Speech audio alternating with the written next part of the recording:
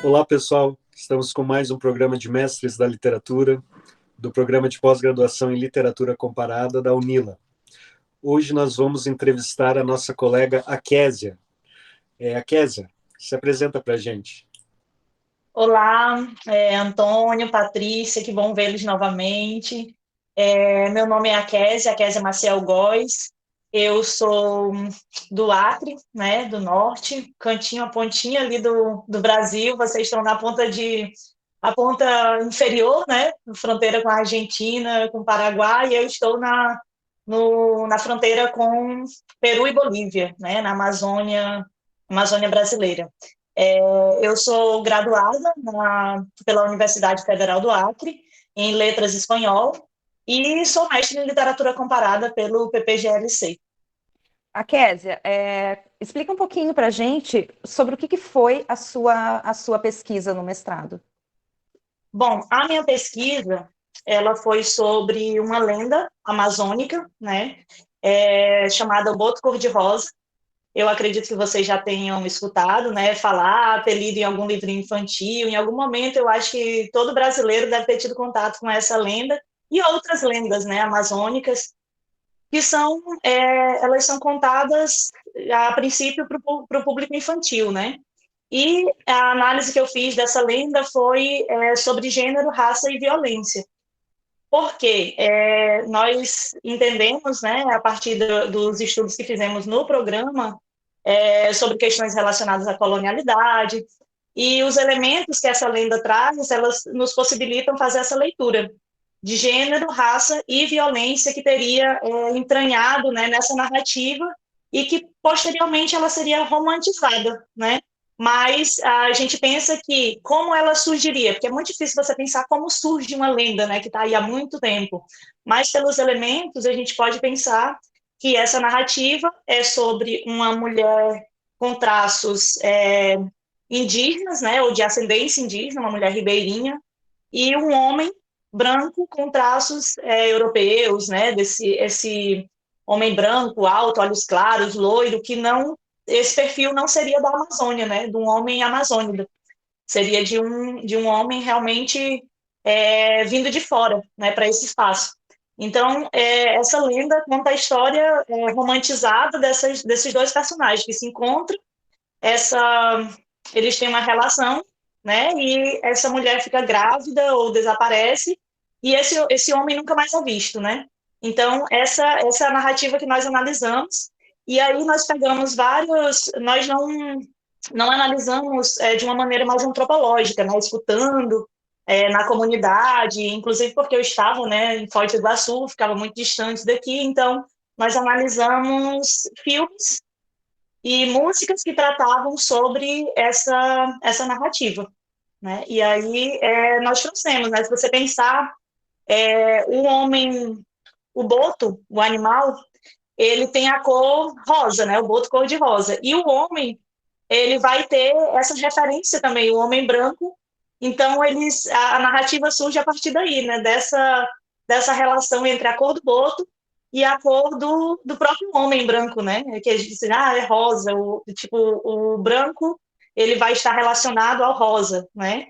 E aí essa hierarquia, né, e essa sobreposição mesmo, né, da mulher, a mulher indígena, que ela estaria sempre numa posição mais vulnerável, né, em relação a esse homem que chega, né, que aí a gente faz, inclusive, eu faço uma analogia com o próprio processo de colonização, de invasão da Amazônia, né, esse homem branco chegando e invadindo o que seria a Amazônia, ou esses Imagina. corpos, Eu né. acho interessante, assim, na sua pesquisa, até para quem deseja também realizar uma pesquisa em literatura, porque você não parte, vamos dizer assim, de uma obra, mas você parte justamente de uma narrativa oral, vamos dizer, né, de uma lenda ali, e você vai demonstrando, então, como essa lenda ela vai entrando dentro de obras de diferentes naturezas, né? Você, no caso, filmes e obras musicais. Esse percurso é muito interessante porque muito das lendas e das narrativas orais elas vão depois compor de diferentes formas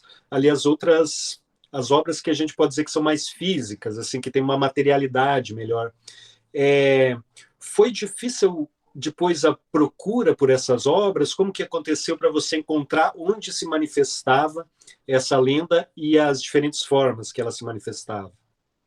Sim, na verdade, eu tive, no começo do mestrado, eu tive uma crise, né, eu digo, gente, todo mundo está analisando uma obra literária, tipo, todo mundo está com a sua obrinha aqui, falando sobre ela, e eu não tenho uma obra, tipo, eu fiquei com um conflito, assim, muito grande, né, não, aí o meu orientador foi o Leonardo Nami, e o meu co-orientador era o Andrea Tchak, e ele já tinha uma pesquisa, né, sobre narrativas orais no Nordeste, né? E aí ele disse, não, fica tranquila, a gente vai desenvolver, né, pegar essa narrativa e encontrar os aspectos dela dentro de obras já publicadas. Que no caso tem uma canção, né, foi Boto Sinhado, Valdemar Henrique, o próprio um livro, né, El Desalojo, que é do Peru, que tem uma lenda escrita, Rosiel Buffet, e na mesma época estava estava sendo exibida a telenovela A Força do Querer. E aí, então, tinha a história do Boto, né, que a personagem que tinha dizia que era filho de Boto, e aí tinha uma relação com Pará, e aí nós acabamos também refletindo sobre essa exibição dessa lenda, né, nesse meio, né, para a TV aberta, enfim, numa das maiores emissoras do Brasil. E aí, como que essa reprodutibilidade, né, essa super reprodutibilidade dessa lenda também, a gente pensou a partir disso também, né, como que essa lenda, ela, a partir de uma oralidade, ela vira uma narrativa em diversos suportes, né, e aí ela já vai para a canção também, para a telenovela, para o livro, para diversas mídias, e sendo narrada de diversas formas, mas sempre com essa ideia de romantizar uma relação interracial, que a gente percebeu que na verdade,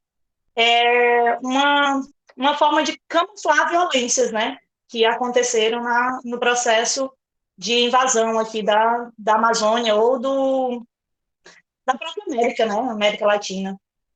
A Kézia, você comentou agora da novela, eu me lembro dessa novela, porque a impressão que eu tinha, assim, é que a mãe da Ritinha, ela não queria contar quem que era o pai da Ritinha, tinha algum segredo ali. Tem alguma coisa, assim, também nesse sentido, na sua pesquisa? Sim, sim, é porque a lenda do Boto, ela é muito reproduzida, assim, por comunidades ribeirinhas, né, para tratar sobre violências sofridas violências intrafamiliares, muitas vezes, que aí ela funciona também como um código. Quando você diz que é filho de Boto, as pessoas não acreditam que é filho de Boto, que a pessoa está grávida do Boto. Só que é um código para dizer, isso aqui a gente não vai falar sobre. Isso aqui tem alguma coisa errada que ninguém quer falar sobre, então a gente diz que é filho do Boto e acabou. Né? É um Então, tabu. exatamente, porque vai ter, aí inclusive uma das canções que a gente analisa, ela trata sobre isso, né? Ela explicita a questão da violência, diz, não foi Boto, né? Foi alguém da família, entendeu? Foi alguém da comunidade que violentou essa menina, essa mulher, né? E a engravidou, enfim. E essa canção, ela já traz uma outra versão, porque a do Valdemar Henrique, ela romantiza, né? A Valdemar Henrique e uma do Boto também, de Tom Jobim. Elas vão romantizar. Aí essa mais contemporânea, ela vai já trazer essa outra perspectiva, né? Não foi Boto, tem algo errado aqui, né? Então, essa narrativa, ela surge com essa ideia de escamotear mesmo essa violência, né, sofrida pelas mulheres amazônicas. Inclusive, a gente pensa tem outras narrativas, né, aqui da Amazônia que a gente pode ver essas perspectivas, mas eu queria destacar, assim, que o estado do Acre é um dos estados que mais tem, né, feminicídios, é um dos estados que mais violento com mulheres, e isso tem a ver com a história de constituição do próprio estado, né, com as correrias, né, com os abusos com as mulheres indígenas. Então, tudo isso se relaciona com essas narrativas que vão se consolidando. E hoje, assim, o que você está fazendo, ou o que você está pensando em fazer? Para onde que esse mestrado te levou? Para onde que ainda vai levar? Então, eu ainda não estou no doutorado, né? Eu pretendo fazer, estou Pretendo dar continuidade, inclusive, em pesquisa sobre as narrativas orais, né, amazônicas, aqui da Tríplice Fronteira, né, porque a gente tem lendas do Peru e da Bolívia que se relacionam, né, inclusive a própria lenda do Boto, que eu já falo um pouco no mestrado, eu gostaria de trazer para o doutorado também. Estou pensando nisso, mas atualmente eu sou docente da Universidade Federal do Acre, no curso de Letras Espanhol, no qual eu me graduei, né? E isso obviamente, graças ao programa, né, ao PPGLC, porque se eu não tivesse mestrado nesse momento, né, porque abriu primeiro para doutores, não houve inscritos o suficiente, então eles abriram as vagas para mestres, e aí eu estava no lugar certo, na hora certa. Como que você ficou sabendo do PPGLC? Que você foi da primeira turma, né? Sim, sim. Isso é muito curioso, assim, até hoje eu fico, gente, era para eu ir mesmo fazer esse mestrado aí. Eu estava olhando notícias, né, foi em 2016, então em 2016 estava havendo uma grande migração, né, de haitianos, e uma das portas de entradas era o Acre, uma das portas de entrada era o Acre, para esses imigrantes, e aí daqui eles iam para São Paulo, né, iam mais para a parte... para as regiões mais desenvolvidas, assim, digamos, economicamente, né, com fábricas, enfim. E aí eu vi uma notícia de que tinha uma universidade que estava, né, com programas, né, para acolher esses imigrantes, né, para que eles estudassem nessa universidade. E aí eu disse, nossa, que interessante essa universidade. Aí tinha lá o nome da notícia, na Universidade de Integração Latino-Americana, e eu, Integração Latino-Americana, tipo, eu sempre fui apaixonada, né, por essa ideia de América Latina, eu não sabia da existência da UNILA. E aí eu fui atrás do site, né, procurei. Aí encontrei o site da universidade e logo eu vi que tinha os programas, né? E aí eu encontrei a literatura comparada e estava aberto o edital. Meu Deus.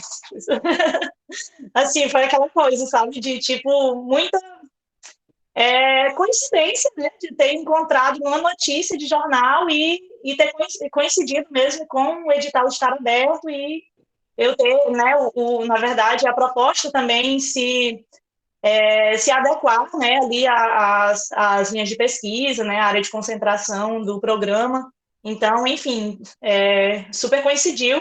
E eu acho que eu acho que agora já deve ter tido pessoas de outros lugares do Brasil, né? Mas assim, eu acho que eu era mais distante, né? Eu era a pessoa mais distante. É Todo mundo verdade. ficava, como assim? Você foi a que veio de mais longe, assim, né? Sim, Da nossa turma, né, foi que veio de mais longe. Depois, claro, teve estrangeiros, né, em outras turmas, mas da nossa sim. turma você era... E aí a gente... Enfim, né, quando a gente chegou aqui era tudo mato, né, Kézia? A gente brinca, né? Mas a gente desbravou esse Desbravamos problema. o PPGLC. E a nossa turma era muito legal, né? Era uma turma pequenininha, assim, a galera tinha uns grupinhos que faziam coisas juntas e tal. Era uma convivência muito boa, né? Que nós Sim, tínhamos sim. enquanto turma, assim.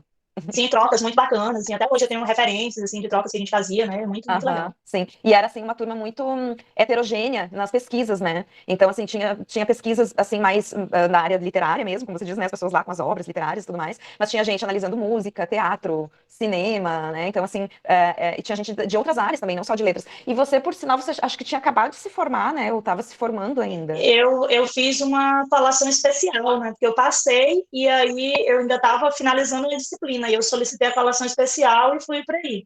Ou seja, foi tudo muito Era assertivo, para assim, ser. sabe? Era para Era. ser mesmo. Inclusive, meu retorno também. Eu fico muito feliz de contar isso, assim, porque eu voltei em 2018 para o Acre, né? E aí, em 2019, abriu o concurso efetivo para o Estado. Aí eu passei para dar aula no ensino fundamental e médio. Aí, no outro ano, teve o substituto da UFAC, e aí eu ingressei, né, no substituto da UFAC. E logo quando estava encerrando o substituto da UFAC, abriu o efetivo, fiz o efetivo e também ingressei. Então, foi uma sequência muito boa, assim, na minha vida evolutiva, desde 2016 até o momento, né, assim. Isso foi muito bacana. E as fotos, tipo, o PPGLC realmente me abriu muito, assim, a forma de ver, né, de ver principalmente a cultura amazônica mesmo, né, essa perspectiva de entender esse contexto amazônico a partir dos processos de colonização, né, que a gente diz, isso aqui acontece, esses processos são assim por conta, né, na verdade, essa compreensão sobre as questões da colonialidade e depois os conceitos, né, que eu não tinha tido contato nenhum com perspectivas decoloniais também, né, nenhuma mesmo.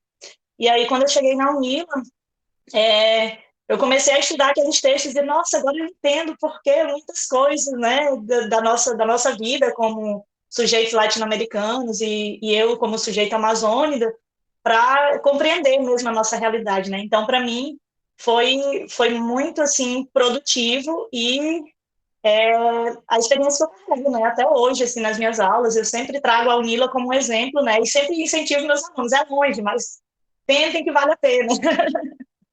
Como foi também a experiência assim de ser como vocês duas, né, foram a primeira turma, então era um programa jovem, né, o início ali do programa, também muitos professores com a primeira experiência ali na pós-graduação, e como a Patrícia falou, a gente foi desbravando ali aquilo ali.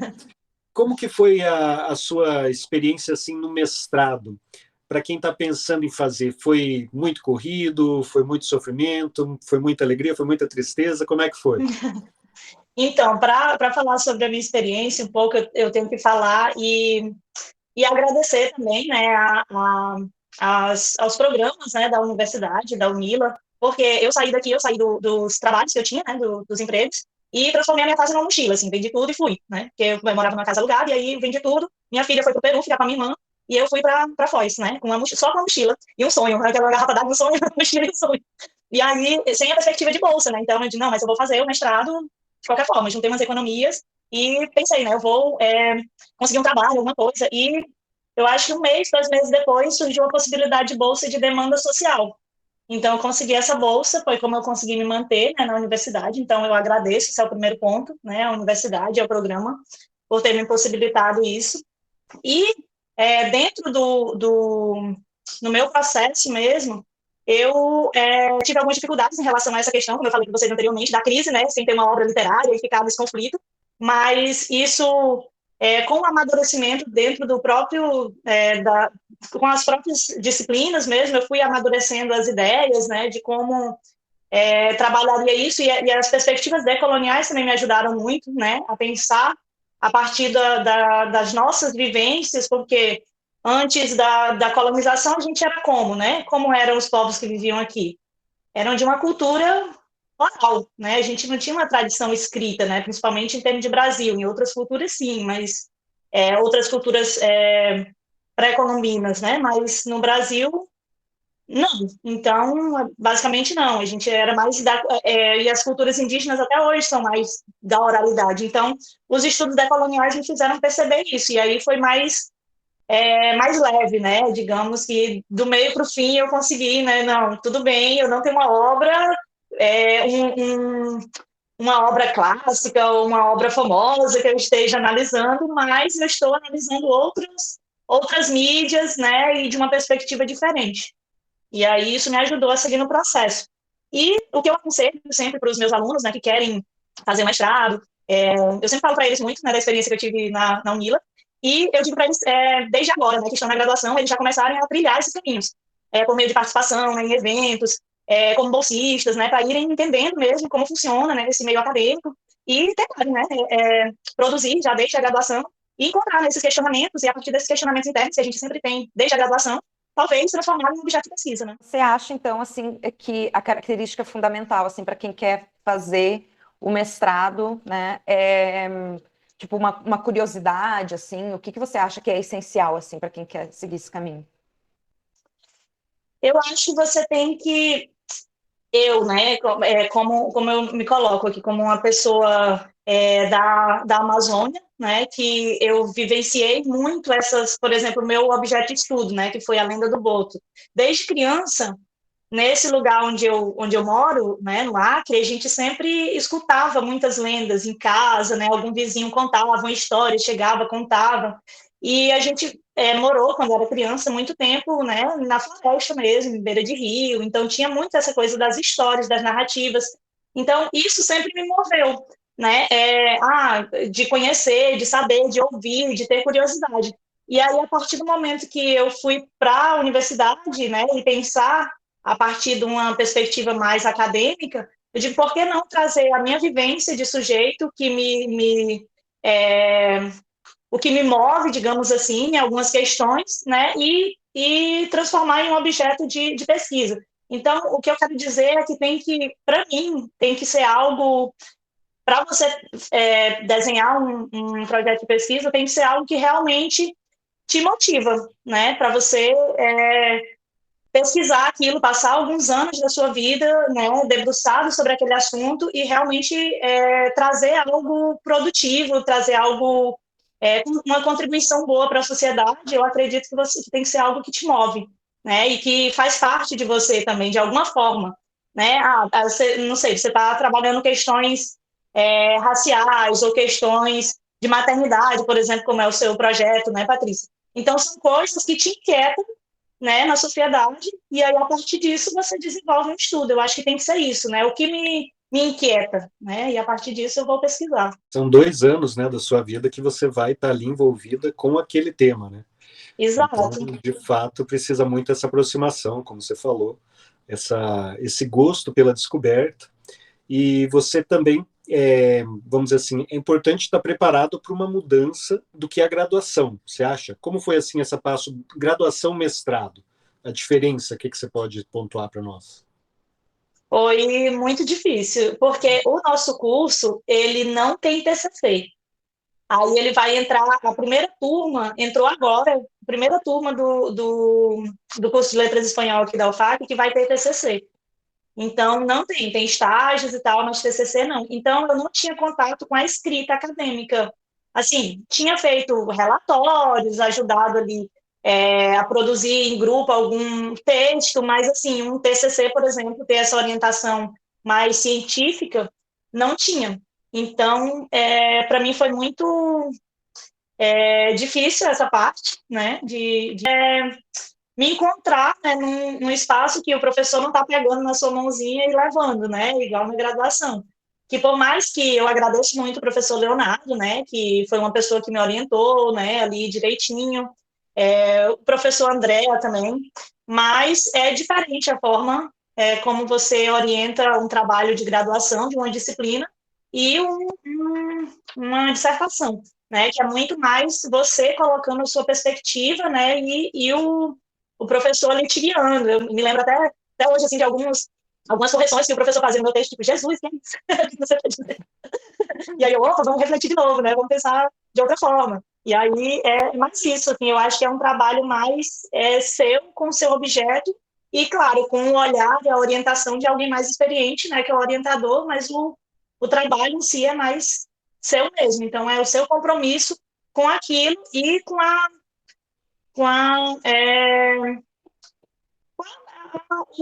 na verdade, o compromisso mesmo com a produção de algo que vai ser relevante, né, um estudo relevante. Então, você tem que ter esse compromisso também ético, né, com a pesquisa, de trazer algo que realmente vai, pode servir para outros desdobramentos, né? A Késia, se você tivesse que escolher um livro para ler para o resto da sua vida, assim, falando assim como amante da literatura mesmo, e não como pesquisadora de literatura, que livro que você escolheria e por quê? Então, tem um livro do José María Arguedas, né, um escritor peruano, que é Los Ríos Profundos, Os Rios Profundos, em português. É uma obra que eu acredito que seria uma boa companhia para o resto da vida, se fosse. É muito difícil você escolher um livro para ler, né? Enfim, eu espero viver muito ainda. Então, como essa obra ela traz tantos elementos que te fazem refletir de diversas formas sobre as questões indígenas, andinas, né? Porque no caso ele pauta essa literatura nos Andes peruanos, né? Então ele traz muitos elementos da cosmovisão indígena e cada vez que eu leio, né, algum capítulo dele, eu percebo coisas novas. Então eu acredito que essa seria uma obra que eu não me cansaria de ler, né? E repetiria muitas vezes. Muito bom. A Kézia, agora nós estamos com o nosso processo seletivo aberto. São 20 vagas para o mestrado também. E já que você gostou de estudar com a gente aqui, queria pedir se você faria um convite para as pessoas que têm interesse para virem estudar aqui na UNILA, aqui no PPGLC, se você poderia fazer esse convite para nós. Faria, assim, com o maior prazer, porque o PPGLC realmente mudou a minha vida, assim como mudou a vida de muitos outros estudantes, né? Façam, gente, façam as inscrições, né, até o dia 10 de novembro, como o professor Antônio falou, são 20 vagas. O programa, ele tem realmente essa perspectiva, traz muito, né, o MILA e o programa, né, traz muito essa perspectiva dos estudos decoloniais, né, porque aqui isso eu já estou direcionando para os meus alunos da UFAC, aqui na UFAC a gente tem discutido um pouco, né, sobre isso, em alguns eventos, algumas palestras sobre essas questões, então é uma oportunidade de vocês, né, buscarem aprofundar os estudos após a graduação, quem não quer, né, parar, né, de estudar, finalizar a graduação e parar, porque eu sei que tem muitos alunos que querem seguir, né, para um mestrado, para um doutorado, né, seguir nessa vida acadêmica. A Kézia, muito obrigada, sempre um prazer falar contigo, foi muito bom te ver de novo. A gente agradece muito essa oportunidade de entrevistar você. Fazia tanto tempo já que a gente não tinha contato, alguma outra mensagem só para pedir algumas informações, para avaliações, essas coisas, mas foi um grande prazer, a Kézia, ficamos muito agradecidos.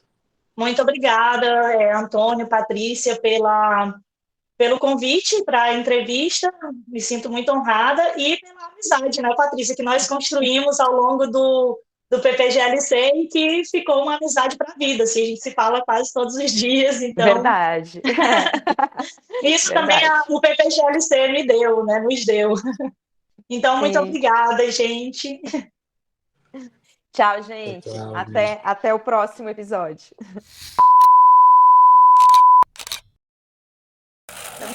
Manda um beijo pro pai, pra mãe. Exatamente. Família, tô na TV.